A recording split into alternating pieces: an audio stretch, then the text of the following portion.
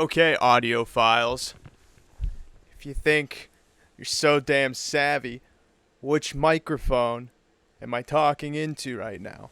Is it this one or this one? Comment down below. Howdy doody, everyone. Anthony Catolo Tano here, the internet's busiest guy, and it's time for a ranking, a definitive ranking of every Strokes album. The Strokes are a band that play music. You might be familiar with them, whether you have just overheard some of their songs at things like your sister's wedding, your child's soccer game from like 2005, or if you play some kind of racing game, because I was told once that a kid in high school I knew really liked the song Reptilia because it appears in some kind of PlayStation 3 racing game. He insisted it was the only good Strokes song, so that's also a possibility. The Strokes are an outfit, a collection of outfits, I like to think. Julian particularly fond of jackets. Everyone else dons their own kind of clothing and instrument. Nick Valencia on guitar, Nikolai Frater on bass. Everyone knows all this. I understand you might be thinking I'm not any authority on ranking the Strokes, considering I'm not even wearing the right band's merchandise. I'm getting the voids in the Strokes as overlapped as I think they are in Julian's mind. But I am the utmost authority, so the ranking I'm about to talk about is final. I've done a lot of research. I know things about the Strokes. I have read Julian's stepdad's book, which I had to pay, I think, $50 for to get a copy off Amazon, because the copy that I ordered from a Brooklyn bookstore never showed up. And one day it showed up months after I paid $50 for this. So that was a bad bet on my part. Jules does the foreword to this book, by the way. I know what I'm talking about, and I've felt a lot of things with the Strokes music, as I'm sure many people who might for some reason watch this have also. I will be talking about these albums from my least favorite to my most favorite. A lot of people say from worst to best. I don't think that's a good way to look at it, because I don't think anything the Strokes have done is the worst, implying bad. But I do have some albums that I tend to visit more than others, and have also had a starker impact on my life creatively, personally, than others.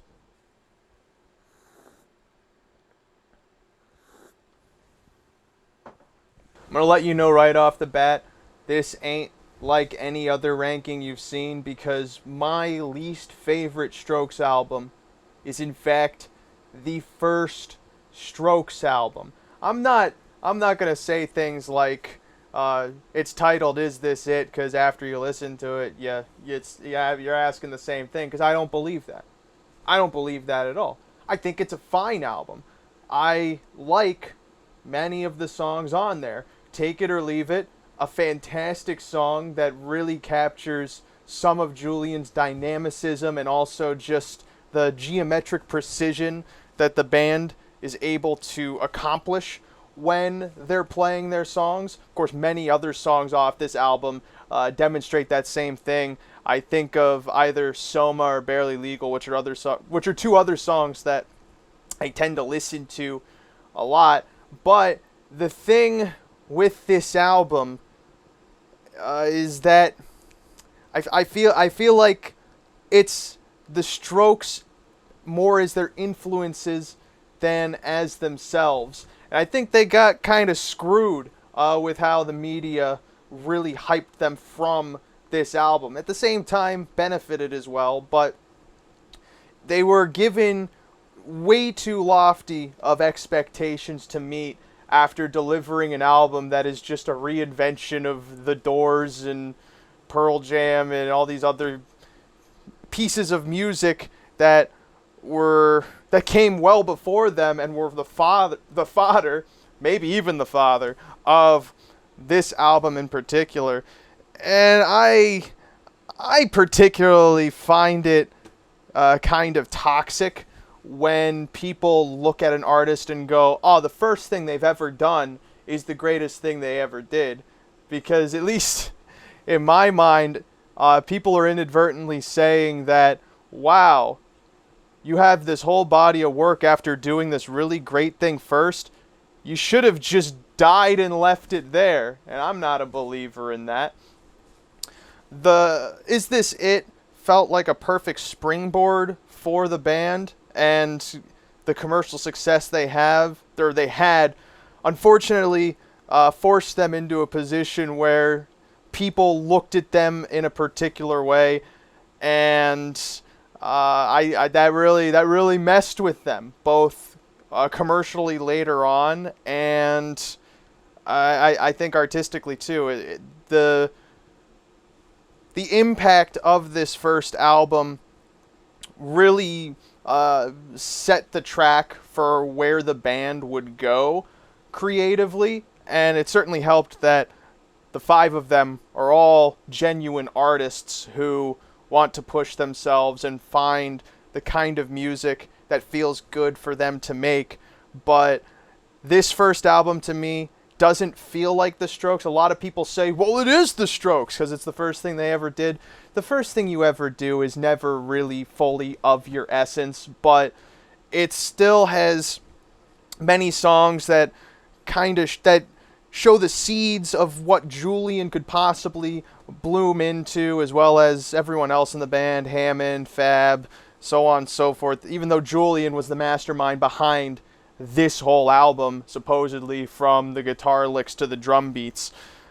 I don't think it's fair to put it so high up on a pedestal, considering, as I'm about to talk about, they have a decent body of work that surpassed that first album, even though it never met those commercial expectations that everyone assigned to them, that they never even claimed to want. It was just thrown onto them, and then everyone got mad that they never met those expectations.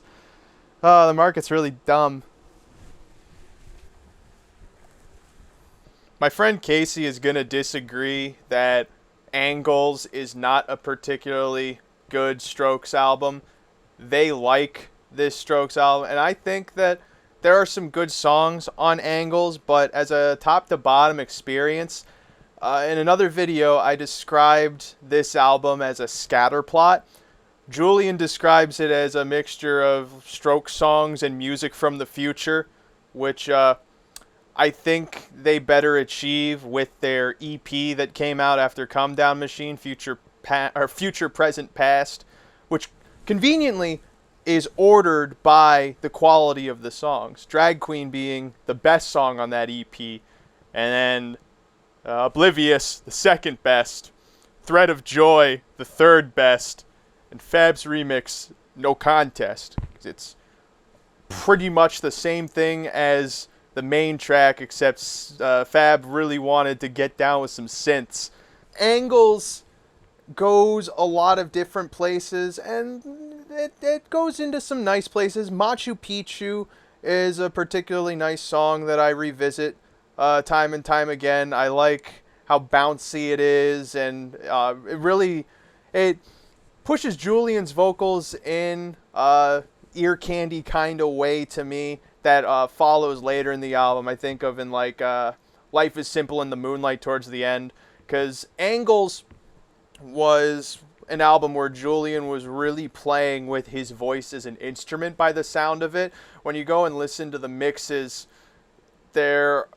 he's clearly harmonizing on multiple tracks and trying to tune his voice as a layer on the instrumentation versus in the first three Strokes albums where they're structured very classically in the scope of I get New York City rock, garage rock. I don't know what genre you want to classify it as specifically, but the first two albums were stark guitar, bass, everything was divided, but they blended together. And as time went on, Julian got more interested, maybe the band got more interested too, in almost compressing the sounds to be one homogeneous noise of different sources versus individual instruments coming together.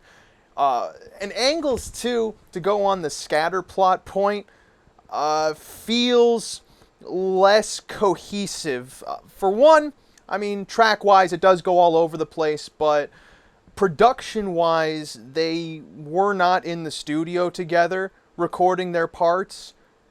And oddly enough, I don't know if this is kind of like after you hear the fact, you have some kind of like post-knowledge bias where you go, oh yeah, I can hear that. But I think of in like Taken for a Fool or trying to think of another song where the geometry of like the articulation feels somewhat off. If there is a lack of chemistry, even in like Under Cover of Darkness, the instruments don't feel like they're playing off each other. It sounds like that they're just placed on top of each other. And I know that that was a big issue with some of the members of the band. They did not like that that was how the album was produced. And again, I don't know if I'm sincerely hearing that production flaw in how everything came together compositionally, but I certainly always felt that it was more to the point instrumentally than some other Strokes albums were, even the first three, which they would play forever and ever until they got the notes right on the exact beat of the exact bar. All in all, Angles is okay. I do like Life is Simple in the Moonlight and Machu Picchu and Taken for a Fool. Some of the other songs sound a bit too much like the Strokes trying to be something else and not necessarily in a way of finding themselves kind of way. Gratisfaction sounds like one of those old kind of 80s pep songs, and I don't think it works. People think Metabolism doesn't work. And I've heard people say that it was them trying real hard to be Muse, but I don't necessarily think that. If anything, I think the song didn't commit to going as hard as it sounded, and that was probably the issue. But otherwise, Call Me Back, that was the song that I woke up to every morning for a while. It's a sweet little guitar ballad. And yeah, I don't really have anything much else to say about the other songs on that album. I'll listen to them occasionally just on their own, but as an album top to bottom, I don't revisit it.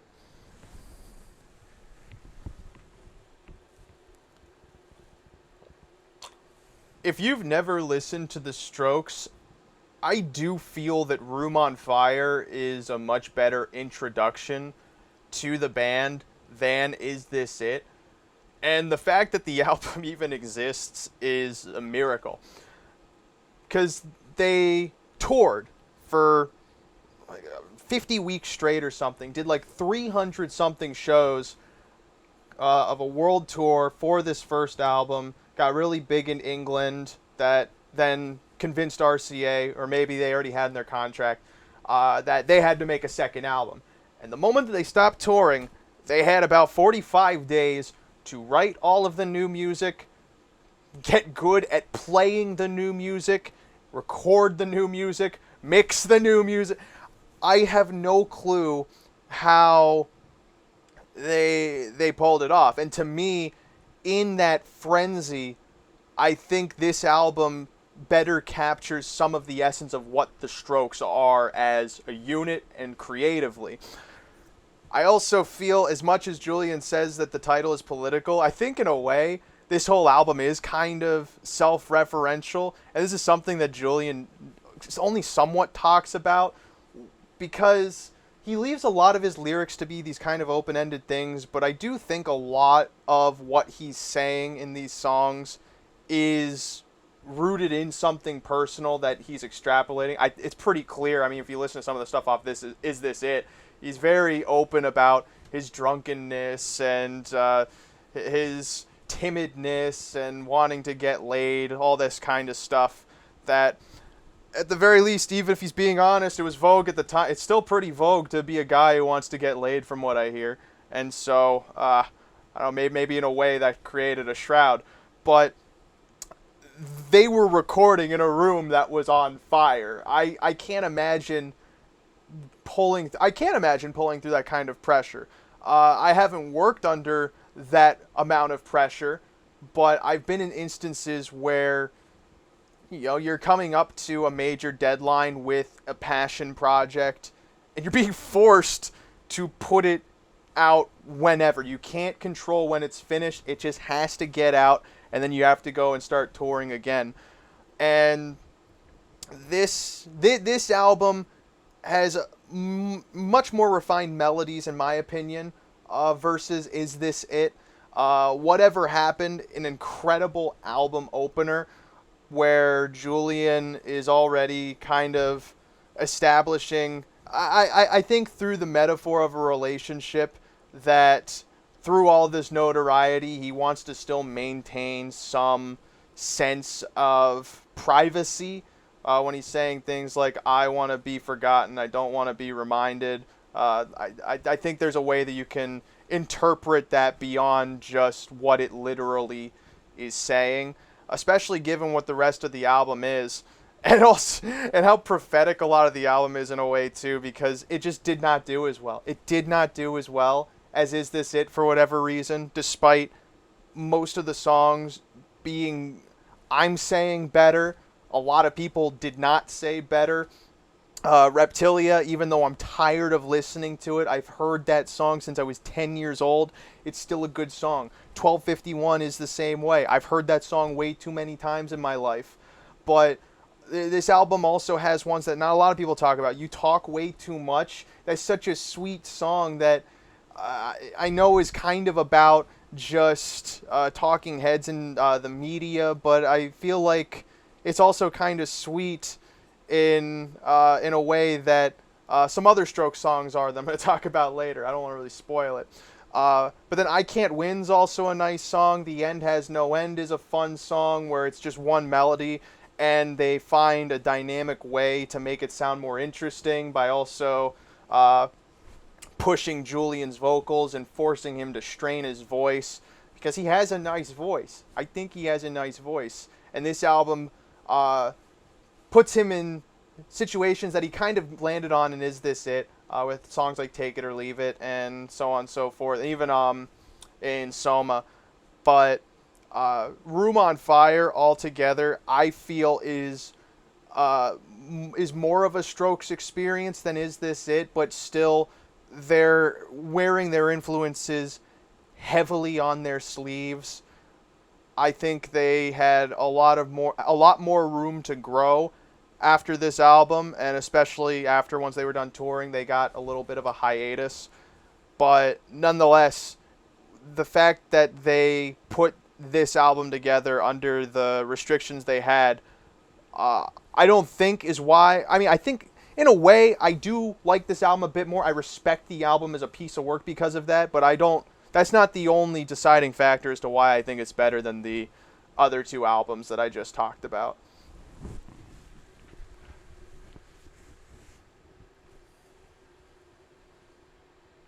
I feel like I'm the only one. Can you hear me? Hello? I feel like I'm the only one who felt that the new Abnormal was almost like the Strokes pushing a full reset. And maybe I am wrong, because for me, their choice to use that Basquiat painting in a way is almost an abstraction of the Is This It cover. Even though that's purely just on color palette, they don't share much relation beyond that. But at the same time, this album coming years after any LP that they recorded was them trying to find themselves, and it very clearly was, since they had to go to Rick Rubin to record the thing. You don't go to Rick Rubin unless you're creatively astray, and that's nothing against what Rick Rubin does, but usually you find a guru when you're in need of a guru. When you don't need a guru, you don't get a guru. And the Strokes needed a guru, and they got the New Abnormal as a result of it. And that, and the use of that Basquiat neo-expressionist painting, I mean, for one, it's Bird on Money. This album has loads of political overtones, especially with songs like The Adults Are Talking. That one just with the lyrical imagery, very clear that the elites are the adults and then everyone else is the babies who have to go hush hush. Can't say a word. Everyone else is doing their business.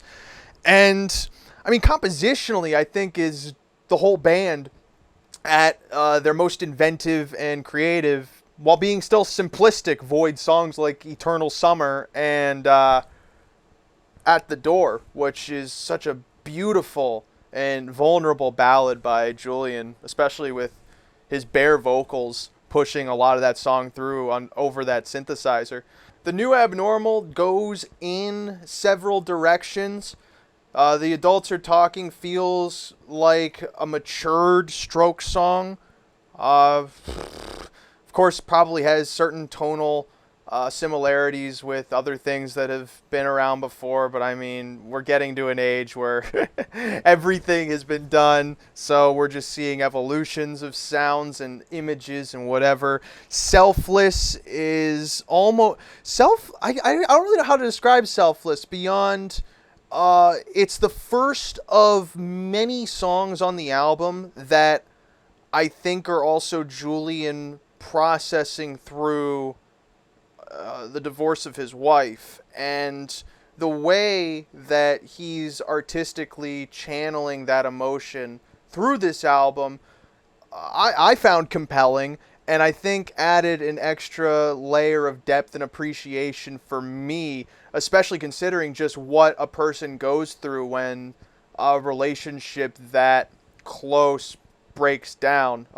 Though I am kind of speculating on the state of it, of like what it meant and stuff. I think with certain art you have to approach it from a somewhat generic level in breaking it down, or else you just take it entirely as you feel it. And I don't want to kill the author in this case. I'm interested in what a guy like Julian is putting onto the page from his own blood.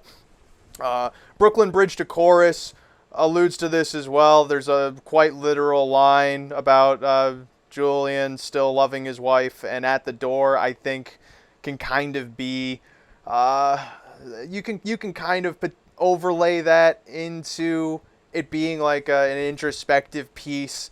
The music video makes it seem like a much different kind of story, but it's just such a beautiful song. And I remember when I was working on a screenplay for my screenwriting class, I had that song on loop for what felt like 5 hours straight. I was so hypnotized by the synth melody. I even did my own little cover of it that I have since stowed away because I don't know how to record vocals, but I've been getting better at production.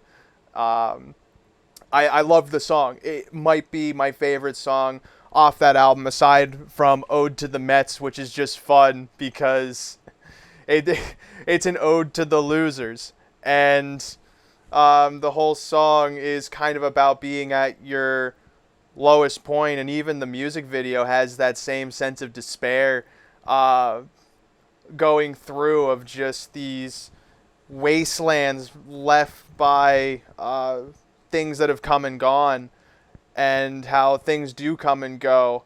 I mean, the whole song, the whole thing starts with his stuff being out on the street. He's getting kicked out. He's at his lowest point, and the album ending on that point, instrumentally too, is catchy and layered, and admittedly influenced by Pink Floyd, but I'm fine with that. I think there's sometimes we don't really know how to end things, and it kind of works.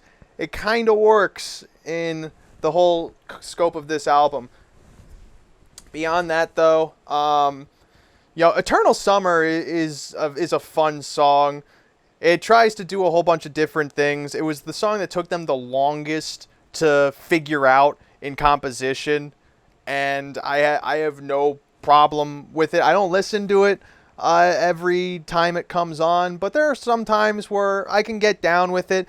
Bad Decisions, it took me a long time to really get into that song, because it doesn't, that's a song that doesn't feel like the Strokes. That's a song that feels like something else. And I mean, it was written by either Billy Idol or Iggy Pop. I can't remember, but both names are coming to my mind for whatever reason.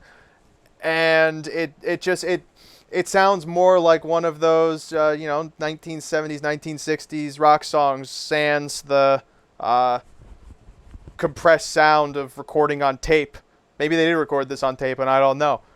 Who knows? Not the Same Anymore is a fun song that also kind of goes into some senses of loserdom, where it's just about like being a boy who can't really do much, and why are Sundays so depressing is at the very least an upbeat on the album, because Julian's bragging about how he can still have sex. So good for you, champ. I didn't get to Come Down Machine until I was 23 years old in 2023. Come Down Machine came out in 2013. It took me 10 years to get to Come Down Machine. I've always felt that when you're a creative person, I mean, you can kind of chase things to consume, movies, music, whatever, but by God, sometimes the right piece of art just hits you at the right time. And I think I couldn't have appreciated Come Down Machine when I was younger, but having listened to it as an older boy, dare I say a man, I appreciate this album. It's also a scatter plot. The Strokes are doing pretty much a new genre of music with each song, but each song is hinged on some sort of relationship dynamic, some feeling more promiscuous and infidelity, to not use that word correctly, than others. But it gives the album that sense of cohesion while it's going from Michael Jackson music to like old school kind of Strokes, and even the bands that the Strokes were emulating back in their day, to, I don't even know how to describe One Way Trigger, but Julian's really pushing his falsetto there, not in a bad way. It works, but that's also an Al Hammond song, because you can really tell the chords, they follow, I can't remember the specific Al Hammond song off one of his single projects, but it's almost the exact same chord progression from one of his individual pieces to this song that he did for the Strokes that was kind of about his battle with drugs. Because Al Hammond, I need to take an aside here, and I'm saying this with as much empathy as I can. Al Hammond, and I hope this sounds respectful, he has one of the funniest kind of drug stories, because it was just incredibly naive. And he said it this way, where he wanted to be a rock star, and then he said, well, if I'm going to be a rock star, I got to do drugs. And then he does drugs, and in his brain he goes, yup, I'm here. I'm glad he's clean now for his sake, but I think in the whole span, the whole timeline of doing drugs through history, doing them because you think you have to do them, and then going like, yeah, I'm here. It's kind of funny. It's kind of funny. Still a little tragic. One Way Trigger's a beautiful song, though. And Julian's falsetto pushes it in a direction that I don't think anyone could have anticipated from the Strokes. Welcome to Japan. I love the chord progression of this song. It builds so naturally. It feels as exotic as it's trying to sound, even though it's in a purely Western scale. And it has, like most of the songs on this album, this sense of joy, but there's an underlying sense of malaise. Not like physically, but emotionally. And 80s Comedown Machine is quite literally capturing that when he's just saying, run away from me. That's not the exact lyric, but it's just kind of this sense of when you love someone, but you feel like you're bad news. So it's like you're almost self-sabotaging yourself. And I just made the connection that maybe that kind of speaks to what this album is as a whole, because they didn't do any kind of press for it. They purposefully put it as this template RCA label, which also I think is a good artistic choice, just because of what the album is, being of a lot of these old school genres and things like that coming together. It feels like a natural aesthetic to place on top of it, but it definitely does not scream Strokes. It does scream kind of Lost Archives, and some could say that's self-sabotage. I don't think so. I think this album is the Strokes doing these different genres and things like that, but they're doing it as the Strokes. It sounds like they're the Strokes. It doesn't sound like they're trying to be Michael Jackson or Madonna or Black Flag or these other bands. They sound like the Strokes. 50/50 is one of the most Tony Hawk songs they've ever written, and I love it to all hell. Slow Animals is beautiful. Fast Animals, I don't know why they play it faster. They only save like 30 seconds. It doesn't sound as good as Slow Animals. Changes, Julian, I just love his voice. He has such a nice voice, and Changes is the song that I've always felt has been kind of like that those 80s pop songs that that female singers would record. I always think of Madonna, but a lot of Madonna stuff was a lot more bouncy than Changes is. Changes is more dreary, but in almost kind of a sparkling way. That Changes comes after Partners in Crime, which is a fun song that just kind of pushes the album through. Happy Ending, you think is the ending, just in how it sounds, and then you get Call It Fate, Call It Karma, which sounds ripped straight off a phonograph, and again flexes Julian's vocal chops. Altogether, it's one of the best top to bottom listening experiences I've ever had from a Strokes album.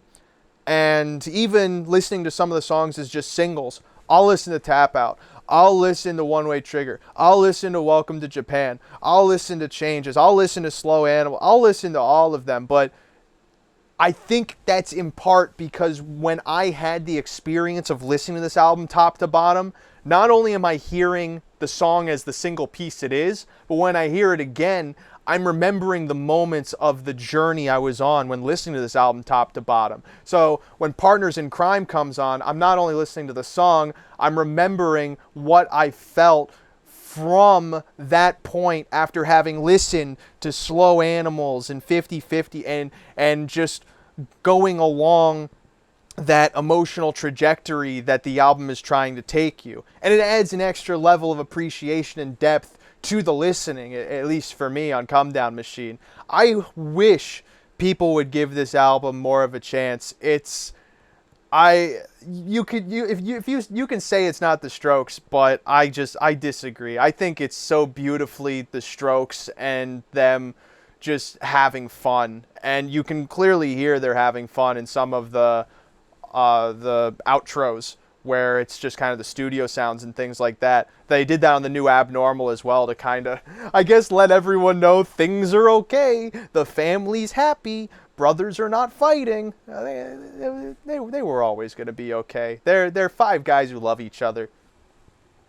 Okay. Oh, God. I'm going to throw out my shoulder again. When I was prepping for Make the Best of It, when I was... The short film I made for Joel Haver's Oscars movie challenge, I listened to First Impressions of Earth from top to bottom, and to this day, it's a transformational album for me. I have a handful of albums that came for me at the right time and so beautifully accepted the emotions I was feeling and helped me resonate those emotions with someone else's, even if I'm somewhat adding my own interpretation to it, or I'm just feeling that same soul connect with mine. I had that with Congratulations when I was in middle school, the MGMT album. I had it with Tyranny, the Voids album. I had it for Tyler, the Creator's Flower Boy for a little bit, but I don't revisit that album much anymore. Sam's Town by the Killers, another album like that. And First Impressions of Earth joined that for me this year. It's an album that I never gave a chance. I don't think a lot of people have given it a chance. It got ripped on debut, and to this day, I don't think people fully... I think a lot of the real Strokes fans who try and find the deep cuts and all of that, they like this album, and they love a lot of the songs on this album, as I think a lot of people should. This album is loaded with killers that are not too long. If you're saying to yourself that, my God, why is 15 minutes long? Maybe we should be asking ourselves why we can't sit with a song for that long. Why are we demanding that song to pick up? Now, that said, I still sometimes ask why songs are as long as they are. But not on this album. It works for me on this album. You Only Live Once, such a beautiful start, and to me, the start of the Strokes really showing what they are. This album felt like the band's coming out from what they were in their first two albums to becoming the band that they were going to be. It felt like a Bilders Roman in a way of the Strokes becoming the artists that they were always destined to. And You Only Live Once, a beautiful song capturing just the amount of things that happen in the world. There are so many things in the world, like 20 Ways to See the World, 20 Ways to Start a Fight. Just a beautiful song describing the complexities of trying to balance it all and establishing that tone for the rest of the album. Because this album is First Impressions of Earth. Literally. This band graced the upper echelons of popular culture with Is This It? And then they failed to meet expectations that were unfair to assign to them with Room on Fire, even though it's a really good album. And First Impressions of Earth is them having processed that whole experience, along with Julian deciding to get sober because you can't drink until 5 a.m. every night for the rest of your life, and getting really pissed off. This album is so angry. It's incredible. Juicebox is so loaded. It's such a bass-driven, angered punch all the way through from start to finish, except for the part where Julian's voice is just kind of hanging on the top part of his timbre. He's just going, ah, he, But then the rest of the song is just just keeps beating the living hell out of you, and it's so great. David Cross also is playing a radio guy in the music video who loves to masturbate, so that's a fun little thing as well. The darkness continues with Heart in a Cage, but this one, just Julian kind of confronting more how he was damaging himself, and quite literally his soul being trapped, which is kind of fun imagery too, because the heart is always trapped in a cage. It's kind of protected by the cage in a way, but this song more focuses on just the kind of things we do to get in our own way and to imprison ourselves, and just channels so much energy from Julian and company. This is the first album where you can say and company too, because after Room on Fire, the rest of the band started getting writing credits. Nick Valenci is credited on writing Ask Me Anything. Nikolai Fraiture co-wrote Killing Lies. I think Fab was a co-writer on a song. They were getting more input into the band that would continue and make them more of a band versus Julian's little class project, which ultimately is for the best for every living person doing any kind of artistic pursuit. First impressions of Earth hold so much passion just in those first three tracks. The first track feels so nice and lovely, especially with those like Guns N' Roses kind of guitar licks, and then just gets so blustery in the next two songs.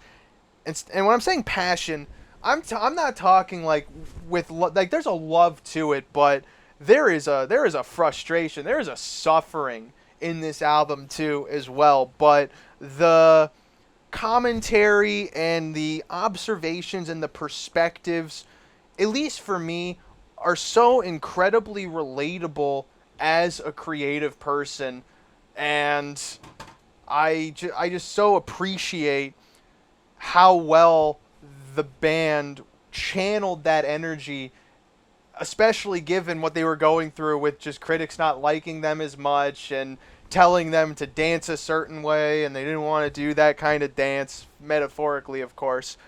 I'm getting lost in this tangent. After Heart in a Cage, you have Razorblade, which feels like the most Lou Reed influenced song imaginable, where you're talking about love being this thing that cuts you through the literal metaphor of a razor blade, where you have cuts at your arms or at your feet because it's something that we do to help ourselves, but in certain ways we get hurt. There's so many complexities to that song, and it's just that kind of somber imagery layered on top of that somewhat happy and go lucky guitar melody it's so beautiful. On the Other Side is a little annoying. The song is what it is. There's not a whole lot more going on to it. It feels like an idea that Julian better refines on his solo album. I think in the song Left and Right in the Dark. Oh no, it might be Out of the Blue. No, yeah, I'm thinking of Out of the Blue, because that song takes a lot of these ideas a bit more interestingly, instrumentally especially. But On the Other Side is an okay little song. And then, oh man, that's when this album kicks in to Act 2. What is Act 2? It's something I came up with. I don't think anyone else agrees with this. After On the Other Side plays, this album goes so hard. Vision of Division. People think it's really long, but I love how pissed they are at people not liking them for doing what they want to do and acting like they know better when the band is the thing that has to make the thing, and it's their thing that they make, but they're being told they're not making it right. That this is the whole song. It's the whole song is on that schism between, artist and consumer, of artist and critic, person being alive and person of authority telling you to do something in a way that you don't think should be done. This song doesn't go way too long, and again just uses Julian's gritty voice so strongly, and it just gets better from there. Ask Me Anything. That's a song that I really liked when I was younger. It was the first kind of synth melody from the Strokes that I really got into, and I resonated with the lyrics in a way, literally and ironically, but this song is written by the sound of what Julian's saying more ironically than people interpreted it for. Because when he says, I have nothing to say, I have nothing to say, people were thinking, oh, Julian's whining, oh, poor little guy has no ideas. When he's on the record saying, it's just funny that if you're selling out a stadium and you're just up there saying, I got nothing to say, is kind of funny by definition. Probably needs a bit more work on setup and punchline if we're really going to hammer it home. But that aside, Ask Me Anything, sweet little song, and really sets up the rest of this album, I feel. It's a great reprieve and also a structure that the band followed in their album composition ever since. Every album has had this low point. Angles had Call Me Back. Come Down Machine had 80s Come Down Machine. New Abnormal had At the Door. It works. Electricity Scape has such a fun melody, even though it's just a guitar arpeggio for the most part. And lyrically, it's fun because it is kind of Julian commenting on his sobriety, for one, because the lyrics are, I mean, they're quite literal in that sense. But also, there's another sense of like artistic ownership that's taken on inside of this song when they say like you belong on the radio or the city owns you now, and all of these ideas that remove a level of agency from the artist or even from the person, where these people are immediately assigned these labels and these moods to meet and expectations from other people that might not necessarily be them. It's also just a fun play on words, Electricity Scape.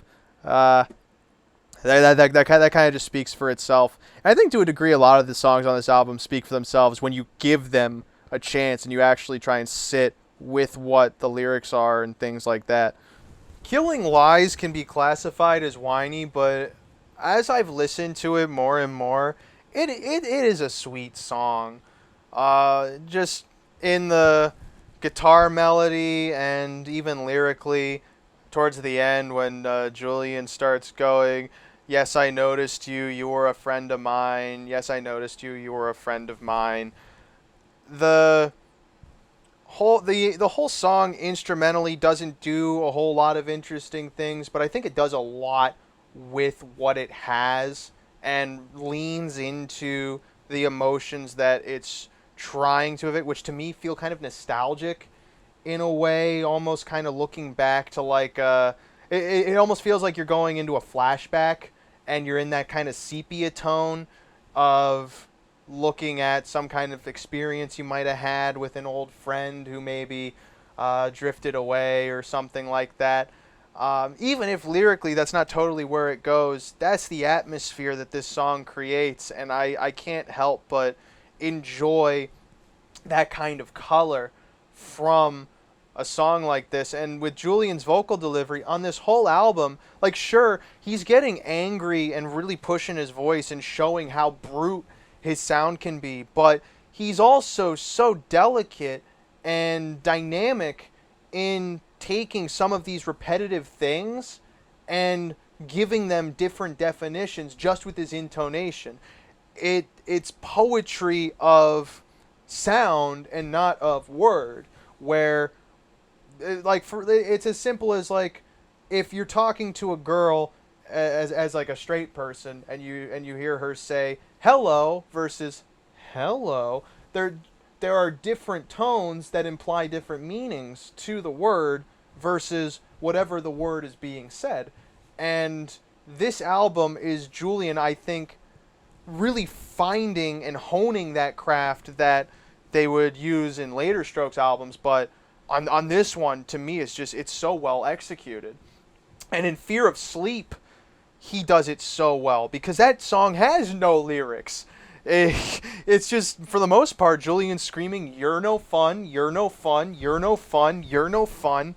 And in saying that, he adds an interesting layer to things where, for one, now that he's sober, you're no longer considered a kind of fun guy. This whole song also being about fear of sleep, you could also look at that as like an intellectual thing of falling asleep to, well, what is being projected onto you and things like that, and then just coasting along whichever direction things try to push you through versus being aware of what's happening and trying to act with awareness. Sometimes people think that's no fun because then you're the odd sheep out of the stock, and that instantly makes you a target. Conservatives love claiming this for whatever reason. But in all of these ways you can interpret it, I think Julian really hammers that sentiment just in how he flexes his voice, even to the end when it goes from being angry to being sullen. He's just going, and it becomes more almost waily and like a cry versus a demonstration of frustration. And just that kind of shift it's so beautiful to listen to, and at least for me, that's the kind of feeling that I got from this song specifically. I used the song 15 Minutes in my short film. That's the song that I'm playing on the synth in Make the Best of It at the end, because I was so... I could not get that song out of my head. I listened to that song in a trance in the bathtub probably 50 or 60 times because it's such a journey from a soft beginning, both instrumentally and lyrically, and it carries you through this sonic adventure to this big build-up at the end where they're going around the circle of fourths melodically and making a full revolution, while also, pun intended, they're doing it lyrically. First time around, second took too long, third time's the charm, and then they're doing circle of fourths, and they're just getting all the way around.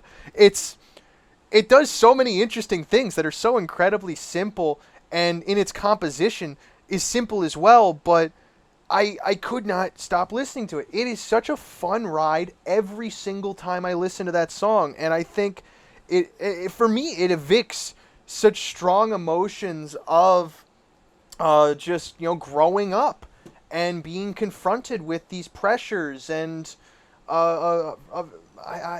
there's so many things. It's so hard to put into words, and that's why I had to put it into a film, because at the very least, if a picture is 1,000 words, then that moving picture had at least, I don't know, a couple thousand pictures. I'm speaking 1,000,000 words there. And that song on top of it, I think, is the only way I could fully encapsulate what that song makes me feel. It's amazing. Eyes of the World is another kind of fun pun song that I don't get why people don't like. It's, for one, a pun being like eyes of the world is like ways you can see the world, but it uses the suffix of verbs, which most of these verbs that are in the song are of kind of an instruction, of a way to do things. I can't think of the right way to put it, but they're of processes that have a specific way of being done, and so with that have a certain, at least in my mind, a certain way of seeing it. It's a way to kind of make the eyes pun work in my mind, because I'm trying to, when I see that, I'm instantly trying to think, what is he trying to say here beyond it's cute? And this song has one of the most fun instrumentals, aside from 15 minutes. This one really utilizes a lot of the anger and frustration that goes through a lot of the album, and uses it in an eclectic way, uses Julian's vocal dynamicism. It's a culmination of all these artistic elements that they've used on other songs into this song specifically. So right after you get hit with the sonic climax of 15 minutes, you get thrown right into this amalgamation of every sound you've heard on this album so far. And I think this song does it well.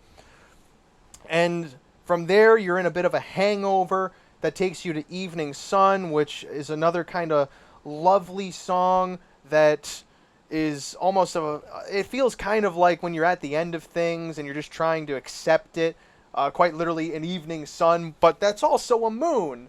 And so you're you're in the dark and you're at the end of a day or whatever however you want to look at it.